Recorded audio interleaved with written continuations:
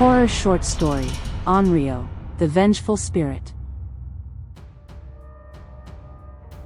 The night was heavy with silence, broken only by the distant drip of water from the roof of the old wooden house. Yumi had inherited the place from her grandmother, a woman who had warned her never to stay overnight. The house was said to be cursed, haunted by an Onryō, a vengeful spirit that clung to the land like a shadow refusing to fade. Yumi, practical and skeptical, dismissed the stories as superstition. She had returned to sell the property, to leave the past behind.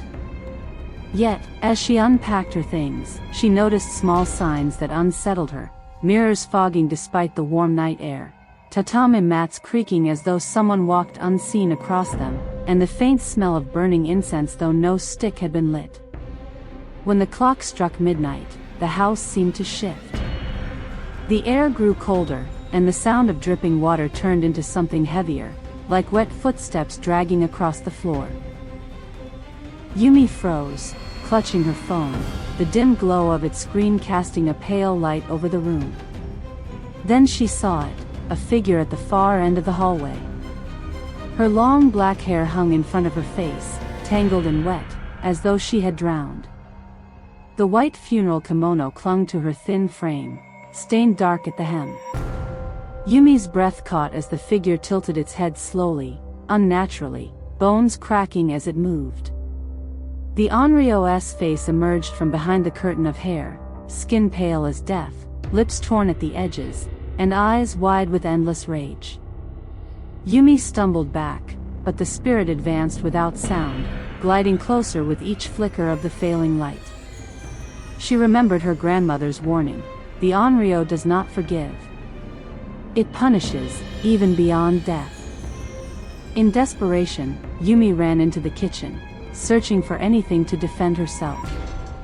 Her shaking hands knocked over bowls and cups, the noise echoing like screams in the empty house. She grabbed a knife, but when she turned back, the spirit was already there, standing just a breath away. The Onryō lifted her hand, long nails blackened like claws, and pointed toward Yumi's chest. A sudden weight pressed down on her lungs, choking her. She gasped for air, the room spinning, shadows wrapping around her like chains. Through her blurred vision, Yumi thought she saw flashes of the past, a young woman, beaten and betrayed, her body left to die alone. The Onryō's hatred had grown from this injustice, binding her spirit eternally to the place. Summoning her last strength, Yumi whispered a prayer her grandmother had once taught her. She begged the spirit for release, for forgiveness. For a moment, the Onryō's expression shifted, pain flickered behind the fury in her eyes.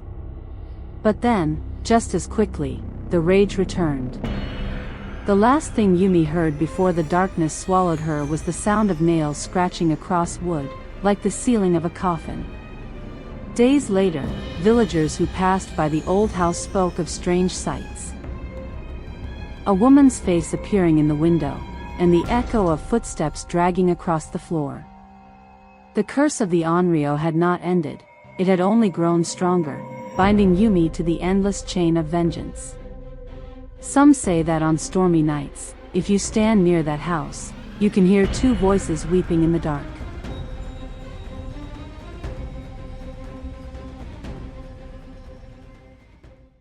Thank you so much for watching the entire video. I wish you a day full of joy, good health, luck, and happiness. I look forward to seeing you again in my upcoming videos.